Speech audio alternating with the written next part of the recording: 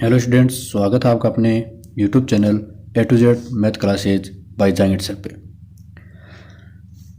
जैसे पता है, अपने इस चैनल के माध्यम से हम जो 10th क्लास है RBSE का 10th क्लास बोर्ड है उसकी मैथ क्लासेज को सॉल्व करवा रहे हैं। पिछले क्लास में हमने पढ़ा था कि जो अपना राजस्थान बोर्ड की 10th जो क्लास है उसका जो परीक्षा पैटर्न है मैथ का वो किस तरह से रहेगा और कौन सा चैप्टर है, कितने नंबर का आएगा और किस चैप्टर से कितने अंक के क्वेश्चन आएंगे। तो पिछले क्लास में हमने ये देख लिया। तो अब अपनी इस क्लास में हम पढ़ेंगे अपने चैप्टर फर्स्ट है वास्तविक संख्या के बारे में कि वास्तविक संख्या में से हमें किस तरह के क्वेश्चन पूछे जा सकते हैं और कौन से क्वेश्चन हमारी हेल्प कर सकते हैं एग्जाम में अच्छा अंक प्राप्त करने के, अच्छे नंबर बनाने के लिए। तो आज की क्लास में हम अपना जो फर्स्ट चैप्टर है वास्तविक संख्या उससे रिलेटेड जो शॉर्ट क्वेश्चन है, क्योंकि पिछले क्लास में हमने पढ़ा था कि जो वास्तविक संख्या है अपनी उस वास्तविक संख्या में 3 तरह के क्वेश्चन पूछे जाएंगे, जिसमें 2 क्वेश्चन तो होंगे वस्तुनिष्ठ क्वेश्चन जो 1-1 नंबर के होंगे और 1 क्वेश्चन होगा अति लघुत्तरात्मक जो 2 नंबर का क्वेश्चन होगा। तो आज की क्लास में हम कवर करेंगे इन दोनों क्वेश्चनों को, जो अपने वस्तुनिष्ठ क्वेश्चन और जो अति लघुत्तरात्मक क्वेश्चन आएगा उन दोनों को हम आज की क्लास में कंप्लीट करेंगे और जो अपना 2 नंबर का क्वेश्चन आएगा लघुत्तरात्मक क्वेश्चन उसको हम देखेंगे अपनी अगली क्लास में। तो चलो शुरू करते हैं आज की अपनी क्लास, और जिसके माध्यम से हम अपना 2 नंबर का कार्य है वो कंप्लीट कर पाएंगे। तो जिससे पहला चैप्टर है अपना वास्तविक संख्याएं। तो वास्तविक संख्या में हमने पहले पढ़ा है या पिछले क्लास में देखा है कि जो 3 क्वेश्चन आएंगे अपने 1-1 और 2 नंबर के, टोटल 4 अंक का अपना चैप्टर होगा, जिसमें से एक वस्तुनिष्ठ क्वेश्चन होगा, एक अति लघुत्तरात्मक क्वेश्चन होगा और एक लघुत्तरात्मक क्वेश्चन होगा। तो आज की क्लास में हम करते हैं वास्तविक संख्याओं से रिलेटेड जो मोस्ट इंपॉर्टेंट जो शॉर्ट क्वेश्चन है। अगर आप लोगों ने इनको अच्छे से ध्यान से सोल्व कर लिया तो जो 2 नंबर के क्वेश्चन आएंगे उनमें आपको कहीं पर भी प्रॉब्लम नहीं आएगी। देखो, जो क्वेश्चन सोल्व करने से पहले हम कुछ चीज़ें पढ़ लेते हैं वास्तविक संख्या के बारे में। तो पहला अपना जो इसमें आएगा वो आएगा महत्तम समापवर्तक। महत्तम समापवर्तक जिसको हम ऐसे भी बोलते हैं। तो संख्याओं का महत्तम समापवर्तक ज्ञात करते हैं तो किस तरह से ज्ञात करते हैं या महत्तम समापवर्तक बोलते किसको हैं। तो देखो, 2 या 2 से अधिक संख्याओं का एचसीएफ उनमें सबसे बड़ा उभयनिष्ठ गुणनखंड होता है। मतलब जो संख्या होंगी उनका सबसे बड़ा उभयनिष्ठ गुणनखंड होगा, वही क्या कहलाएगा, महत्तम समापवर्तक कहलाएगा। मतलब जब भी हमें 2 या 2 से अधिक संख्याओं का, जैसे मान लो हमारे पास 4 और 6 हैं, इन संख्याओं का हमें एचसीएफ ज्ञात करना हो और हमें बोल रहा है कि एचसीएफ ज्ञात कीजिए, तो क्या करेंगे, इन दोनों संख्याओं का हम अभाज्य गुणनखंड करेंगे और अभाज्य गुणनखंड करेंगे तो इस तरह से हमारे पास अभाज्य गुणनखंड प्राप्त होगा। जैसे 4 में 2 का भाग दिया तो 2 बार चला गया, 2 में 2 का दिया तो 1 बार आ गया। फिर 6 का अभाज्य गुणनखंड करते हैं तो आ जाएगा 3 बार, और फिर 3 में 3 का देंगे तो 1 बार। तो इसका जो महत्तम का मतलब कि जो भी संख्याएं हमें दी गई होती हैं उन संख्याओं का हमें अगर अभाज्य गुणनखंड करेंगे और अभाज्य गुणनखंड करने के बाद में जो जो संख्याओं से हमने उनको विभाजित किया है या जिन संख्या से हमने भाग दिया है उनमें जो कॉमन फैक्टर होगा, कॉमन का मतलब जो उभयनिष्ठ होगा, वह उभयनिष्ठ फैक्टर या उभयनिष्ठ गुणनखंड क्या कहलाएगा, अपना एचसीएफ कहलाएगा। जैसे इसमें अपने पास दिया हुआ है कि 2 गुणा 2, ये तो हो गया अपना 4 का, और 6 का आ गया अपने पास 2 गुणा 3। तो इन दोनों में उभयनिष्ठ जो गुणनखंड है, जैसे 4 में भी 2 है और 6 का भी 2 है, तो अपना जो एचसीएफ है वो उभयनिष्ठ गुणनखंड 2 हो जाएगा। ठीक है, इस तरह से हम एचसीएफ ज्ञात करेंगे। उसके बाद में दूसरा है लघुत्तम समापवर्तक। लघुत्तम समापवर्तक हम बोलते हैं एलसीएम, कि 2 या 2 से अधिक संख्याओं का एलसीएम वह सबसे छोटी संख्या है जो प्रत्येक संख्या की गुणज होती है, कि प्रत्येक संख्या की जो गुणज होगी वह सबसे छोटी संख्या क्या कहलाएगी, लघुत्तम समापवर्तक कहलाएगी। लघुत्तम समापवर्तक का मतलब, अब देखो इसी क्वेश्चन को हम वापस देख लेते हैं कि 4 का हमने अभाज्य गुणनखंड किया तो अपने पास आया 2 गुणा 2, और 6 का हमने अभाज्य गुणनखंड किया तो अपने पास आया 2 गुणा 3। अब हमने इसका एचसीएफ निकाला था, तो एचसीएफ के अंदर क्या था कि दोनों में जो कॉमन आ रहा है, तो दोनों में कॉमन कौन सा आ गया, 2 आ गया। तो इसे एचसीएफ तो हो गया 2, लेकिन अब हमें एलसीएम निकालना है। तो एलसीएम का मतलब जो इसकी अधिकतम पावर है या अधिकतम जो घात है। अब यहाँ पे देखो, पहले में आया था 2 गुणा 2, मतलब 2 की अधिकतम पावर कितनी है, 2। इसमें है 2 गुणा 3 की 2 की पावर तो 1 है और 3 की पावर 1 है। तो इसमें 2 की पावर 1 दी हुई है और इसमें 2 की पावर 2 दी हुई है, तो अधिकतम पावर कौन सी है, 2 की पावर 2। तो एलसीएम में आएगा 2 की पावर 2। उसके बाद में देखो, ऊपर वाले में तो 3 नहीं है लेकिन नीचे वाले में तो 3 दिया हुआ है, तो इसकी पावर आ जाएगी 3 की पावर 1, तो ये आ जाएगा 4 गुणा 3, तो बराबर आ गया 12। तो इस तरह इनका एलसीएम निकालेंगे। अब देखो आगे, उसके बाद में कुछ चीज़ें हैं जो महत्तम समापवर्तक लघुत्तम समापवर्तक से रिलेटेड है, जिनसे 1 नंबर का क्वेश्चन पुटअप हो सकता है या हमसे पूछा जा सकता है। कि देखो कि दी गई संख्याओं का एचसीएफ किसी संख्या से बड़ा नहीं हो सकता, कि जो भी हमें संख्या दी गई होगी, जैसे यहाँ पे दिया हुआ था 4 और 6, तो इन 4 और 6 का एचसीएफ है वो कभी भी इन दोनों संख्याओं से या 4 या 6 से बड़ा नहीं होगा। जैसे अपना एचसीएफ क्या आया था, 2 आया है, तो 2, 4 और 6 दोनों से क्या है, छोटा है। तो ये बात हमेशा ध्यान में रखनी है कि दी गई संख्याओं का एचसीएफ किसी संख्या से बड़ा नहीं हो सकता। उसके बाद में दी गई संख्याओं का एलसीएम किसी संख्या से छोटा नहीं हो सकता। एचसीएफ है वो तो बड़ा नहीं हो सकता, और जो संख्या में दे रखी है उनका एलसीएम कभी भी संख्या से छोटा नहीं हो सकता। संख्याओं का एलसीएम उनके एलसीएम का गुणनखंड होता है। ये बात हमेशा ध्यान में रखना कि जो एचसीएफ होता है, कि जो एचसीएफ है वो हमेशा एलसीएम का क्या होगा, गुणनखंड होगा, कि गुणनखंड होगा। उसके बाद में दो सहभाज्य संख्याओं का एचसीएफ हमेशा क्या होता है, 1 होता है। कि सहभाज्य संख्या होती हैं कि ऐसी संख्याएं जिनका गुणनखंड हमेशा 1 ही रहे, 1 के अलावा कोई भी गुणनखंड ना हो, ऐसी संख्या क्या कहलाती हैं, सहभाज्य संख्या कहलाती हैं। कि ऐसी 2 अभाज्य संख्याएं जिनका गुणनखंड क्या हो, हमेशा 1 ही रहे, 1 के अलावा कोई भी गुणनखंड ना आए, उनको बोलते हैं सहअभाज्य संख्याएं। और दोनों सहभाज्य संख्याओं का एचसीएफ कितना होता है, 1 होता है। अब देखो आगे, 2 या अधिक सहभाज्य संख्याओं का एलसीएम उनके गुणनफल के बराबर होता है। कि 2 या 2 से अधिक सहभाज्य संख्या होंगी तो उनका एलसीएम जो आएगा वो उनके गुणनफल के बराबर होता है। गुणनफल का मतलब वो देखो यहाँ पे जैसे अपने पास दिया हुआ है कि 2 संख्या का गुणनफल बराबर होता है एचसीएफ गुणा एलसीएम। क्या आपका अगर ये क्वेश्चन पूछ ले कि 2 संख्याओं के एचसीएफ व एलसीएम में संबंध बताइए। एलसीएम में संबंध कि 2 संख्याओं के एचसीएफ और एलसीएम में आपको संबंध पूछ ले तो 2 संख्याओं के एचसीएफ और एलसीएम में संबंध होगा a गुणा b बराबर एचसीएफ गुणा एलसीएम। मतलब 2 संख्याओं का गुणनफल अब किसके बराबर होगा, उन संख्याओं के एचसीएफ और एलसीएम के गुणनफल के बराबर होगा। मतलब जब भी हम संख्याओं का महत्तम समापवर्तक और लघुत्तम समापवर्तक निकालेंगे और उन दोनों को गुणा करेंगे तो उन दोनों का गुणनफल हमेशा उन दोनों संख्याओं के गुणनफल के बराबर आएगा। ठीक है। अब देखो यहाँ पे फिर आगे है कि वास्तविक संख्या, जो अपना चैप्टर वास्तविक संख्या, आखिर वास्तविक संख्या बोलते हैं किसको है, तो वास्तविक संख्या की परिमेय व अपरिमेय संख्या मिलकर क्या बनाती हैं, वास्तविक संख्या बनाती हैं। कि जब भी हम परिमेय और अपरिमेय संख्या को दोनों को मिला दें तो इससे हमें क्या प्राप्त होती है, वास्तविक संख्या प्राप्त होती है। परिमेय संख्या कौन सी होती है, जिनको हम वे संख्याएं जिनको हम a/b के रूप में लिख सकते हो या a/b के फॉर्म में लिखेंगे और b का मान क्या नहीं होना चाहिए, 0 नहीं होना चाहिए। मतलब हर है वो कभी भी 0 ना आए। और अपरिमेय संख्या जिनको हम a/b के रूप में नहीं लिख सकते। अब देखो अपने जो कुछ इंपॉर्टेंट क्वेश्चंस हैं उनको हम सोल्व करते हैं। जैसे पहला क्वेश्चन अपना कि संख्याओं 44 व, जो पहला क्वेश्चन दिया हुआ है कि संख्याओं 44 व 99 का एचसीएफ ज्ञात कीजिए और जांच कीजिए a गुणा b बराबर एचसीएफ गुणा एलसीएम। तो हमें संख्या है 44 और 99 का क्या ज्ञात करना है, एचसीएफ ज्ञात करना है। तो एचसीएफ किससे करेंगे, अभाज्य गुणनखंड विधि से कर लेते हैं। तो पहली संख्या देखो यहाँ पर है 44 और 44 का हम करते हैं अभाज्य गुणनखंड। तो 44 में हमने 2 से भाग दिया तो जाता है 22 बार, फिर 22 में वापस 2 का भाग देते हैं तो चला जाता है 11 बार, और 11 में 11 का भाग देंगे तो 1 बार आ जाएगा। इस तरह से हम इसका अभाज्य गुणनखंड कर लेंगे। अब ऐसे ही सेम प्रोसेस करेंगे 99 के लिए कि 99 में देखो 2 का भाग तो जाता नहीं, क्यों, क्योंकि इकाई का अंक वो क्या आ रहा है, 9 आ रहा है, और 2 का भाग हमेशा किस में जाएगा, जिनका इकाई का अंक 0, 2, 4, 6, 8 हो। अब यहाँ पे हम भाग देके देखते हैं 3 का, तो 3 का भाग देंगे तो भाग जाएगा 33 बार, और फिर से 33 में हम 3 से भाग देंगे तो भाग चला जाएगा 11 बार, और 11 में 11 का भाग देने पर आ जाएगा 1।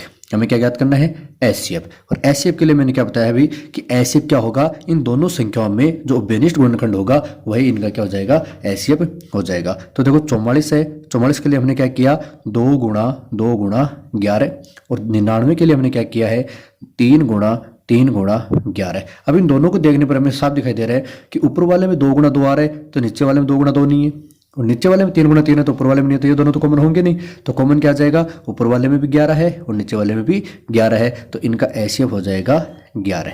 इस तरह से हम एचसीएफ ज्ञात कर सकते हैं। अब देखिए आगे हमें दिया हुआ है जांच कीजिए a गुणा b बराबर, क्या दिया हुआ है कि जांच कीजिए a गुणा b बराबर, या a गुणा b बराबर एचसीएफ गुणा एलसीएम होता है। तो यहाँ पे हम लिखते हैं a गुणा b बराबर एलसीएम गुणा एचसीएफ या एचसीएफ गुणा एलसीएम।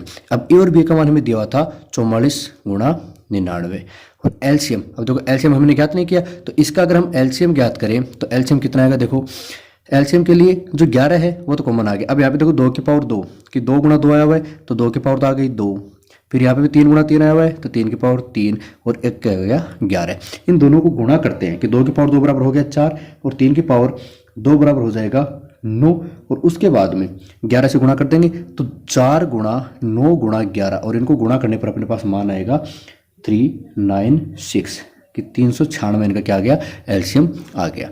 अब देखो यहाँ पे 44 गुणा 99 आ गया और यहाँ पे हम लिखे एलसीएम, तो एलसीएम अपने पास प्राप्त हुआ 396 और एचसीएफ कितना हुआ 11। इसका मतलब अगर हम ए गुणा बी को कि दोनों जो संख्या है उनको आपस में गुणा करें और दोनों के गुणनफल अगर इनके एलसीएम और एचसीएफ के बराबर आ रहा है तब तो ये सिद्ध हो जाएगा कि ए गुणा बी बराबर किसके एचसीएफ गुणा एलसीएम के बराबर है। अब देखो इनका एचसीएफ और एलसीएम है कि 44 और 99, सॉरी दोनों संख्या 44 और 99, इन दोनों का गुणनफल करते हैं तो गुणनफल हमें मिलता है 4356। और जब इनके एचसीएफ और एलसीएम को मतलब 11 को 396 से गुणा करेंगे तो इसका भी उत्तर आएगा अपने पास 4356। इस तरह से हम कह सकते हैं कि दोनों संख्याओं का गुणनफल उनके एचसीएफ और एलसीएम के गुणनफल के बराबर होता है।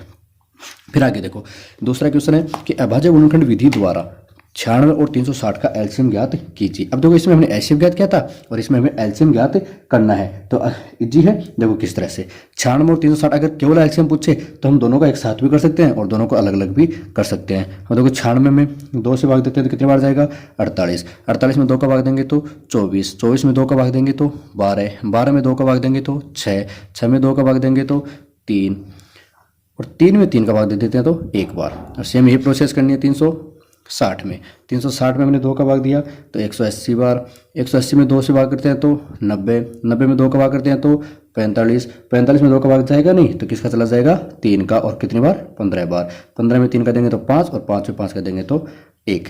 अब हमें क्या ज्ञात करना है एलसीएम, हमें एलसीएम ज्ञात करना है। और एलसीएम ज्ञात करने के लिए मैंने सीधा सा बताया था कि जो भी संख्या में दी गई है उन दोनों संख्याओं के जो अभाज्य गुणनखंड हमने किया है उस अभाज्य गुणनखंड में जो अधिकतम घात होगी उस अधिकतम घात के गुणनफल को हम क्या लिख देंगे एलसीएम लिख देंगे। अब देखो 96 है तो 96 को हम लिखेंगे 2 गुणा 2 गुणा 2 2 2 और 3। फिर आगे अपने पास 360, 360 के लिए क्या आ जाएगा 2 गुणा 2 गुणा 2 गुणा 3 गुणा 3 गुणा 5। अब इन दोनों को ध्यान से देखने में पता चल रहा है कि 96 में 2 कितनी बार आया हुआ है 5 बार और 360 में 2 कितनी बार आया हुआ है 3 बार। और मैंने बोला था जब भी हम एलसीएम करते हैं तो इसके अधिकतम पावर को लेते हैं तो अधिकतम पावर कितनी होगी 2 की पावर 5। फिर यहाँ पे देखो 360 में 3 गुणा 3 2 बार आया हुआ है और 96 में 3 एक बार आया हुआ है तो 3 की अधिकतम घात कितनी होगी 2 और 7 में अकेला रह गया 5, 2 की पावर 5, 3 की पावर 2 और 5, इन सबको आपस में गुणा करते हैं तो 2 की पावर 5 होता है 32, 3 की पावर 2 9, 3 की पावर 2 को हो जाएगा 9 और 5, इन तीनों को गुणा करेंगे तो आ जाएगा 1440। तो इस संख्या का एलसीएम अपने पास आ गया 1440। इस तरह से हम अभाज्य गुणनखंड विधि द्वारा एलसीएम निकाल लेंगे। अब देखो अगला क्वेश्चन अपना कि 196 के अभाज्य गुणनखंडों की घातों का योगफल ज्ञात कीजिए। अब इनका अभाज्य गुणनखंड करना है और घातों का योगफल हमें ज्ञात करना है। तो देखो किस तरह से, पहले 196 का हम अभाज्य गुणनखंड करते हैं, 2 से भाग करेंगे 196 को तो जाएगा 98 बार, 98 को 2 से भाग करते हैं तो जाएगा 49 बार, 49 में 2 का भाग जाता नहीं तो भाग चला जाएगा 7 का, और 7 में 7 का देंगे तो कितनी बार आ जाएगा एक बार। अब क्वेश्चन को ध्यान से पढ़ना, क्वेश्चन को ध्यान से पढ़कर सॉल्व करना है कि 196 के अभाज्य गुणनखंडों की घातों का योगफल हमें ज्ञात करना है। तो अभाज्य गुणनखंड क्या तो आया 2 गुणा 2 7 गुणा 7, ये तो हो गया इनका गुणनफल, अभाज्य गुणनखंड का गुणनफल। उसके बाद में इनके घातों का योगफल, घातों का योगफल मतलब 2 कितनी बार आया हुआ है 2 बार, तो 2 की पावर 2 और 7 कितनी बार आया हुआ है 2 बार, तो घाती कितनी आ गई 2 और 2, तो इनका हम योग कर देंगे 2 और 2 तो बराबर आ जाएगा 4। इस तरह से हम अभाज्य गुणनखंडों की घातों का योगफल ज्ञात कर सकते हैं।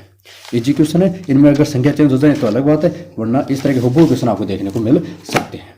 अब देखो अगला क्वेश्चन हमें दिया हुआ है, यदि पी स्क्वायर एक सम संख्या है तो पी एक है। अगर बोल रहा है कि पी स्क्वायर एक सम संख्या है तो पी कैसी संख्या होगी। अब देखो अगर हमें दिया हुआ है कि पी स्क्वायर क्या है एक सम संख्या, तो सम संख्या का मतलब इस पी की जगह हमें कोई भी संख्या रखें और फिर उसका वर्ग करें तो क्या आएगा, वो बोल रहा है कि सम आएगा। तो सम संख्या का मतलब जैसे हमने यहाँ पे 2 रखा और 2 का स्क्वायर किया तो कितना आ गया 4, कि 2 का वर्ग कर रहे हैं तो 4 आ रहा है, कि जो संख्या हम यहाँ पे रख रहे हैं उसका वर्ग कर रहे हैं तो हमें कैसी संख्या प्राप्त होगी, सम संख्या प्राप्त होगी। तो इसका मतलब ये बोल रहा है कि पी भी क्या होगा, सम होगा, ये हमें सिद्ध करना है। तो सिंपल है कि पी कैसी संख्या होगी, तो देखो 4 है और किसका वर्ग किया 2 का वर्ग, अगर हम यहाँ पे 3 का वर्ग करें तो कितना आएगा 9, तो 9 तो सम नहीं होती। इसका मतलब जब भी हम पी की जगह कोई संख्या रखेंगे तो वो संख्या कैसी होगी, सम संख्या, और सम संख्या का वर्ग करेंगे तभी क्या आएगी, एक सम संख्या आएगी। अतः अपना जो क्वेश्चन है कि यदि पी स्क्वायर एक सम संख्या है तो पी क्या होगी, तो पी भी एक सम संख्या हो जाएगी। पर क्वेश्चन नंबर अगला है क्वेश्चन नंबर 5। क्वेश्चन नंबर 5 में दिया हुआ है कि 144 के अभाज्य गुणनखंडों में 2 की घात है, कि 144 हमें संख्या दी गई है, इस संख्या का हमें अभाज्य गुणनखंड करना है और फिर बताना है कि 2 की घात कितनी होगी। तो 144 का हम अभाज्य गुणनखंड करते हैं, तो 144 में हम भाग देंगे 2 का, और 2 का भाग देने पर कितनी बार जाएगा, 72 बार। 72 के बाद में फिर से 2 का भाग देंगे तो चला जाएगा 36 बार। 36 में 2 का भाग देते हैं तो जाएगा 18 बार, और 18 में 2 का भाग देने पर आ गया 9। अब ऐसे ही आगे चलें, 9 में 2 का भाग जाता नहीं तो किसका भाग दे देंगे, 3 का, और 3 का भाग देने पर जाएगा 3 बार, और 3 में 3 का भाग देते आ जाएगा 1। अब बोल रहे हैं कि 144 के अभाज्य गुणनखंडों में 2 की घात है, हमें सिर्फ 2 की घातें देखनी है। तो 2 की घात हम देख सकते हैं, 2 कितनी बार आया हुआ है, 1 2 3 4, तो 2 कितनी बार आया हुआ है, 4 बार आया हुआ है। इसका मतलब 2 की घात कितनी हो जाएगी, 4 हो जाएगी। इस तरह से हमें क्वेश्चन को ध्यान से पढ़कर उसको सोल्व करना है।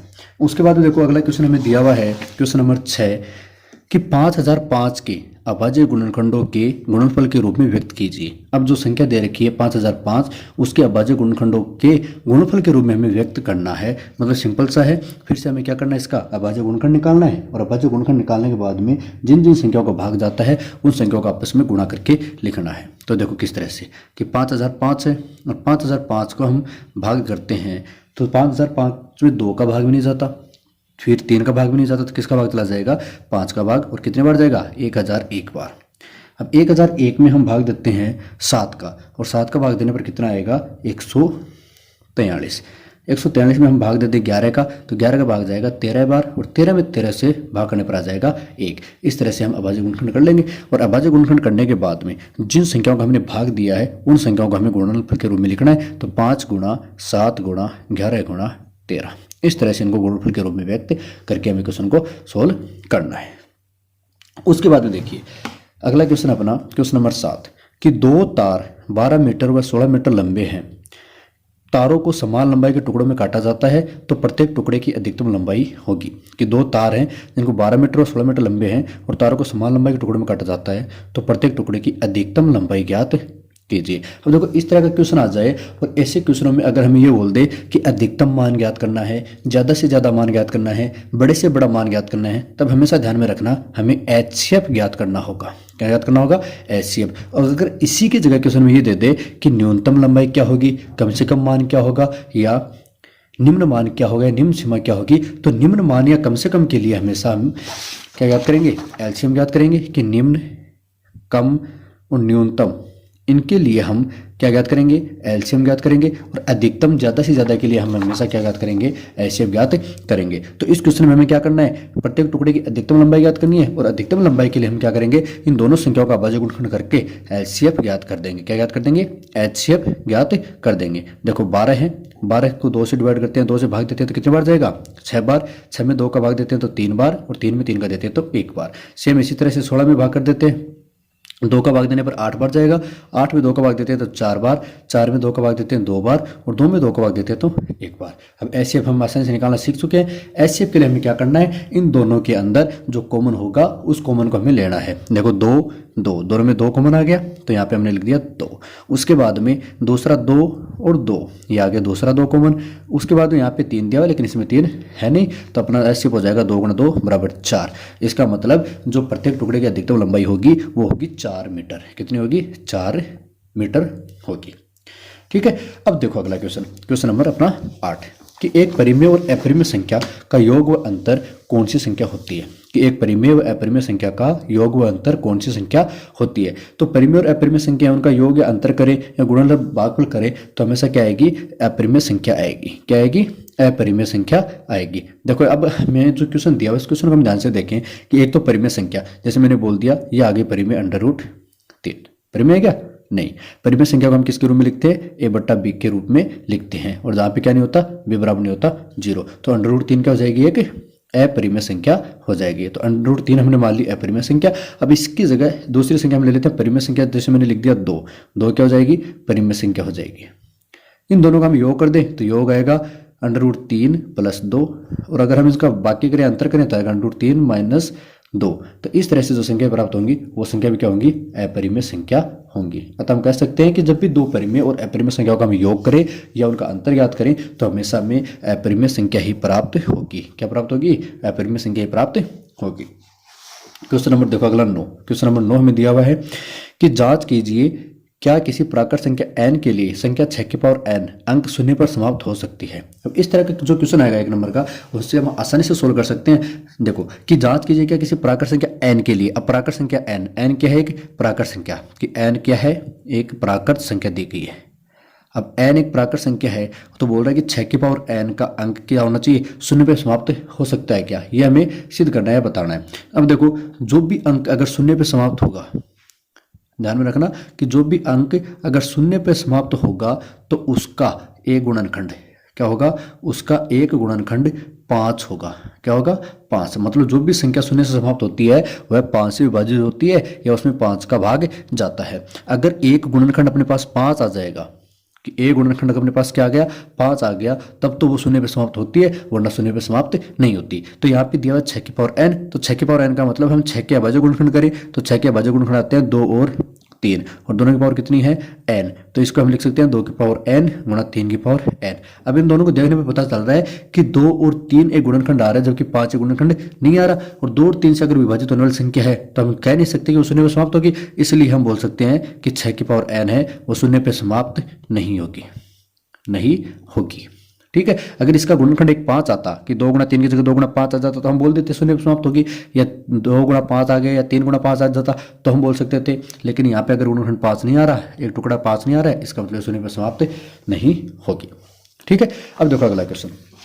यदि a तथा 18 का एलसीएम 36 और एचसीएफ 2 है तो a का मान ज्ञात कीजिए। अब हमें दे रखा है a तथा 18, ये दो संख्या हमें दे रखी हैं, और संख्या कौन कौन सी हैं?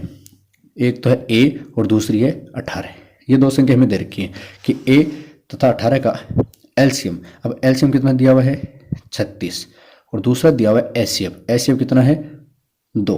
अब हमने पढ़ा था पीछे अपने इसी क्लास में कि एचसीएफ और एलसीएम तथा दो संख्याओं के बीच में जो संबंध होता है वो होता है a गुणा b बराबर एचसीएफ गुणा एलसीएम, की दो संख्या होती हैं उन दोनों का गुणनफल एचसीएफ और एलसीएम के गुणनफल के बराबर होता है। अब हमें यहाँ पे जो मान दिया गया वो मान हम रख देते हैं। दो संख्या a और 18, तो पहली संख्या तो आ गई अपने पास a, b का मान कितना दिया हुआ है? 18, एचसीएफ हमें दिया हुआ है 2 और एलसीएम दिया हुआ है 36। अब बोल रहा है एक का मान ज्ञात कीजिए। किसका मान ज्ञात करना है? एक का, तो एक को हम यहीं पर रहने देते हैं। 18 गुणा में उस साइड में चला गया तो भाग में आ जाएगा, तो a बराबर आ जाएगा 2 गुणा 36 बटे 18, और 18 का भाग देंगे 36 में तो 2 बार चला जाएगा, और 2 को 2 से गुणा करते कितना आ जाएगा? 4। इस तरह से हम एक का मान आसानी से ज्ञात कर सकते हैं कि एक का मान कितना आ जाएगा? 4 आ जाएगा। इस तरह के क्वेश्चन हमें पेपर में देखने को मिलेंगे जिनका अंक भार 1-1 नंबर का होगा। तो ये क्वेश्चनों को अगर हमने सोल्व कर लिया तो सोल्व करते ही आसानी से हम 2 नंबर को कवर कर सकते हैं। अगला क्वेश्चन देखो, यदि n एक प्राकृत संख्या है तो 6 की पावर n माइनस 5 की पावर n में इकाई का अंक क्या है? क्या ज्ञात करना है? इकाई का अंक हमें ज्ञात करना है। अब देखो यदि n एक प्राकृत संख्या है तो n प्राकृत संख्या है, इसका मतलब n कहाँ से शुरू हो जाएगी? 1 2 अप टू अनंत कोई भी संख्या हो सकती है। प्राकृत संख्या है तो जिनसे हम, ठीक है, तो जिनसे हम वस्तु को गिन सकते हो, ये सारे नेचुरल नंबर हैं, प्राकृतिक संख्या तो वो आ जाएंगे 1 2 3 4, ये सारे के सारे संख्या। अब यहाँ पे हमें दिया हुआ है कि 6 की पावर n और माइनस 5 की पावर n में इकाई का अंक है। क्या याद करना? इकाई का अंक। तो हम यहाँ पे n की जगह बार बार डिजिट रख के देख लेते हैं कि n बराबर हम 1 रख के देखें तो क्या आ जाएगा? 6 की पावर 1 माइनस 5 की पावर 1, और 6 की पावर 1 कितना होता है? 6, उसमें से 5 घटाते तो कितना आएगा? 1 आएगा। ठीक है, अब अगर n बराबर 2 रख के देखें तो n बराबर 2 रखने पर क्या आएगा? 6 की पावर 2 और माइनस 5 की पावर 2, तो 6 की पावर 2 का मतलब होता है 6 गुणा 6, मतलब 6 की पावर 2 मतलब 6 का वर्ग 36, और 5 का वर्ग मतलब हो जाएगा 25, और 36 में से 25 घटाते हैं तो कितना आ जाता है? 11। इन दोनों को देखने पर हमें पता चल रहा है कि पहले में भी इकाई का अंक कितना आ रहा है? 1 आ रहा है, और दूसरे में भी इकाई का अंक कितना आ रहा है? 1 आ रहा है। तो जब भी कोई संख्या 6 की पावर n माइनस 5 की पावर n के रूप में है और n एक प्राकृत संख्या है तो हम बोल सकते हैं उसका इकाई का अंक क्या होगा? इकाई अंक हमेशा कितना आ जाएगा? 1 आ जाएगा। कितना आ जाएगा इकाई अंक? इकाई अंक आ जाएगा 1। आ गया समझ में? अब देखो अगला क्वेश्चन, लास्ट और अपने आज की क्लास का अंतिम क्वेश्चन है कि √2 व √3 के बीच स्थित एक परिमेय संख्या ज्ञात कीजिए।